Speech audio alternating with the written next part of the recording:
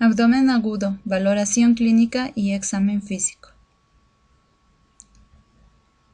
Dentro de la definición de abdomen agudo, se la puede definir como un dolor abdominal intenso que generalmente se encuentra asociado a manifestaciones de compromiso peritoneal, por lo que se puede considerar como una emergencia para la atención médica.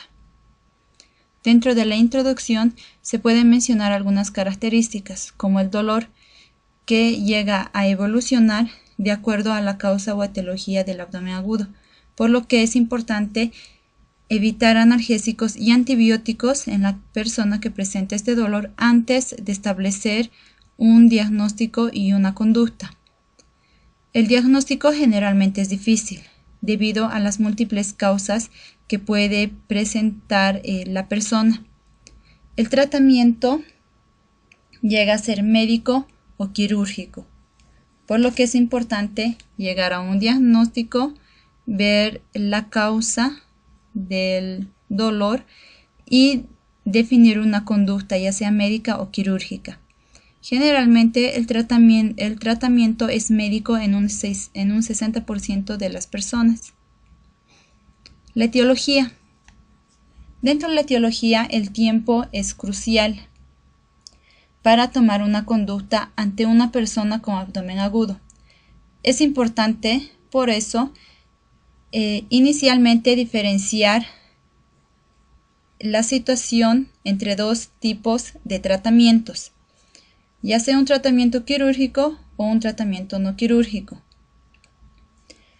Generalmente, cuando el abdomen agudo necesita o el tratamiento llega a ser quirúrgico, presenta algunas características, como el dolor aparece de manera rápida, se evidencia signos de peritonitis que indican gravedad, por lo que se debe realizar una cirugía. Estos signos de peritonitis son tres: el dolor a la descompresión, defensa y ausencia de ruidos intestinales, además que la fiebre y los leucocitos también son datos útiles. En el caso de que el abdomen agudo no sea quirúrgico, se realiza un tratamiento médico o un tratamiento clínico. El dolor abdominal agudo que no llega a ser quirúrgico se caracteriza porque el dolor tiene una evolución lenta, generalmente mayor a 48 horas, además de que el paciente ya tiene un antecedente de esta misma sintomatología y se debe realizar hemograma, radiografía de tórax y abdomen, más que todo para ver la normalidad de estos. Ahora, las causas. Como ya se mencionó anteriormente, el diagnóstico resulta ser difícil debido a las múltiples causas del dolor abdominal agudo, pero estas mismas causas se las puede dividir en regiones, ubicando el dolor en alguna región del abdomen. Esto resulta ser un poco más sencillo cuando el dolor es más localizado y resulta ser más difícil cuando el dolor es más difuso. Ahora, en el caso de que el dolor se sitúe más en el hipocondrio derecho, se puede sospechar de una colecistitis aguda, una úlcera duodenal, una hepatitis, hepatomegalia congestiva, pielonefritis o una neumonía derecha. En la parte inferior, en la fosa ilíaca derecha, se puede sospechar sobre todo de una apendicitis. Luego, una salpingitis, un absceso tubárico roto, un cólico renoureteral, una hernia encarcelada o estrangulada, una adenitis mesentérica, diverticulitis de Meckel, ileitis regional, perforación del ciego y un absceso de psoas. En el lado izquierdo, en el hipocondrio izquierdo, se sospecha de una ruptura esplénica, una úlcera gástrica que es común, aneurisma de aorta, colon perforada que se puede presentar en algún trauma, en algún accidente, pielonefritis y neumonía izquierda. En la fosa ilíaca izquierda se puede sospechar de una diverticulitis de sigmoides salpingitis que correlaciona con el lado derecho, un absceso tubárico roto que también se presenta en el lado derecho, un embarazo ectópico roto que también puede presentarse en el lado derecho, una perforación de colon, una ileitis regional también presente en el lado derecho, una colitis ulcerativa, un cólico renoureteral y una hernia encarcelada, estos dos últimos que también se presentan en el lado derecho. Ahora, si el dolor está ubicado en el más que todo en el mesogastrio, se sospecha de una obstrucción intestinal, una pancreatitis aguda, una apendicitis temprana, una trombosis mesentérica, una aneurisma aórtica o una diverticulitis. Dentro de la fisiopatología se puede dividir al dolor de acuerdo a si este es visceral, somático o es un dolor referido. Las características de cada uno de estos son: en el dolor visceral, este se produce más que todo por la presencia de alguna distensión, espasmo, alguna isquemia o alguna irritación en algún órgano, además de que el dolor visceral se caracteriza porque está mal localizado, lo que hace que el dolor sea más difuso y más profundo. En el caso del dolor somático, este se origina desde el peritoneo parietal o en la raíz del mesenterio o en el diafragma y se caracteriza más porque el dolor está mejor localizado. En el caso del dolor referido, este se manifiesta en el trayecto del proceso inflamatorio. Por ejemplo, en una patología de tracto biliar, el dolor puede referirse a la escápula derecha. En una patología hepatobiliar, el dolor puede referirse al hombro derecho. En una patología pancreática, el dolor se puede referirse o irradiarse directamente hacia la espalda, formando un cinturón que va sobre el abdomen y alrededor de la espalda. En una patología renoureteral, el dolor puede irradiarse o referirse hacia la fosa ilíaca y genitales.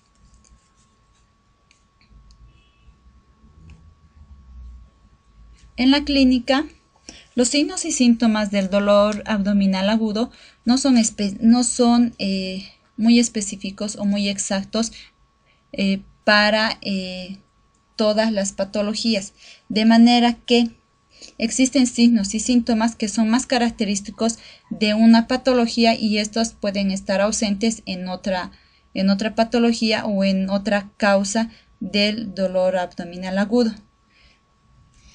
Por ejemplo, tenemos: cuando el vómito es más frecuente y más intenso, se puede sospechar de una obstrucción intestinal. Cuando el dolor precede a las náuseas y a la fiebre, se puede sospechar de una apendicitis aguda. Y en este caso, hacer más énfasis en el dolor que está presentando la persona. Cuando se presenta rigidez muscular con aumento de dolor a la descompresión brusca, se sospecha de inflamación de la serosa. Cuando existe un aumento de peristaltismo que se verifica con la auscultación, se sospecha de una obstrucción intestinal mecánica. Si en cambio existe un silencio abdominal, se sospecha de un ilio paralítico y peritonitis generalizada. Ahora, si la persona presenta normotermia y bradicardia, se sospecha de necrosis intestinal. Y si presenta hipotensión más fiebre más ictericia, se sospecha de una colangitis. Además, en casos, sobre todo, de accidentes y traumatismos, donde la persona presente hipotensión y taquicardia, se sospecha de shock o hemorragia, o shock y hemorragia. Para el diagnóstico es necesario realizar una historia clínica completa, una anamnesis completa y además un examen físico, que como ya vimos nos ayuda a sospechar de algunas patologías específicas. Ahora, también es importante realizar exámenes como el hemograma completo y examen de orina, que nos ayuda sobre todo para verificar infecciones. donde se puede encontrar una leucocitosis con aumento de segmentados que nos va a indicar una desviación a la izquierda. Además, nos ayuda a descartar una infección del tracto urinario. Se debe realizar también un dosaje de amilasa y lipasa, sobre todo cuando se sospecha de pancreatitis. El nivel del nivel de la amilasa y de la lipasa se encuentra elevado en un número de 3 veces mayor a lo normal, lo que hace sospechar y acercar más al diagnóstico de pancreatitis. Cuando se debe realizar también una radiografía simple de abdomen en 3 incidencias. Se tiene la placa de abdomen frontal de pie, que ayuda sobre todo a visualizar los niveles hidroaéreos. Se tiene la placa de abdomen frontal en decúbito dorsal, donde se puede ver sobre todo el aire hacia arriba y el líquido que se va hacia las zonas declives. Y se tiene también la placa de abdomen en decúbito prono, donde se observa que el aire se desplaza hacia las zonas laterales y hacia la ampolla rectal. Ahora, también se puede pedir una radiografía de tórax frontal de pie para descartar un neumoperitoneo o una neumonía. También se pide una ecografía y en algunos casos tomografía. En el caso de la ecografía, esta nos ayuda a verificar una colecistitis aguda, una pancreatitis aguda o una apendicitis aguda. Es más exacta para la colecistitis y para la pancreatitis, y cada una presenta determinadas características, sobre todo un aumento en la pared y una distensión en el diámetro.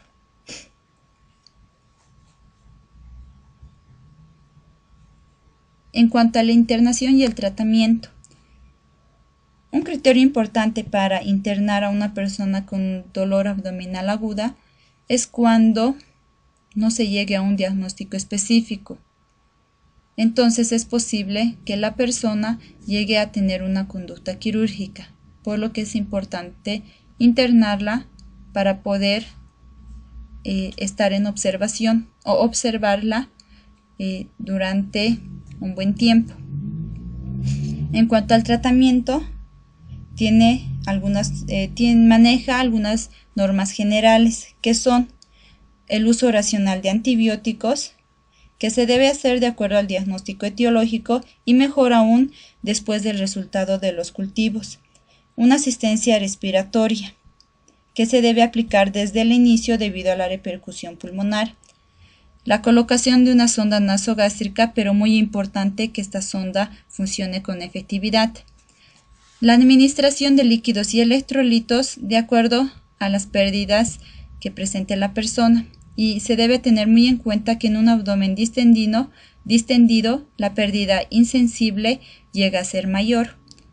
Colocación de cateterismo vesical para mejorar el control de líquidos y evitar también una paresia de la vejiga. Dar un apoyo nutricional, ya que en situaciones como la sepsis peritoneal, existe un aumento del catabolismo que lleva a algunas personas a desarrollar desnutrición. Suprimir el factor primario con una cirugía, pero esta cirugía debe ser indicada ya que algunas veces operar un abdomen agudo no quirúrgico llega a ser perjudicial como no operar un abdomen agudo quirúrgico. Es importante también colocar drenajes en presencia de abscesos intraabdominales y de fístulas. Ahora, Algunas conclusiones para tener en cuenta y dar una adecuada atención a una persona que presenta dolor abdominal agudo, que ya vimos que es una situación compleja. El diagnóstico resulta ser difícil muchas veces debido a que presenta muchas causas. Aparte, es importante no administrar antibióticos ni analgésicos de entrada porque la evolución del dolor ayuda al diagnóstico. Existen otras conclusiones para el manejo quirúrgico, donde se debe considerar un manejo quirúrgico urgente en casos donde se encuentre aire libre intraperitoneal, sangre libre intraperitoneal, obstrucción del tejido digestivo, una peritonitis generalizada, una peritonitis postraumática, una ruptura de aneurisma de la aorta abdominal y, muy importante, cuando el dolor abdominal es intenso, compromete el estado general de la persona y que no ha respondido a ningún tratamiento médico. Es importante en este caso valorar la actuación urgente para un manejo quirúrgico de la persona.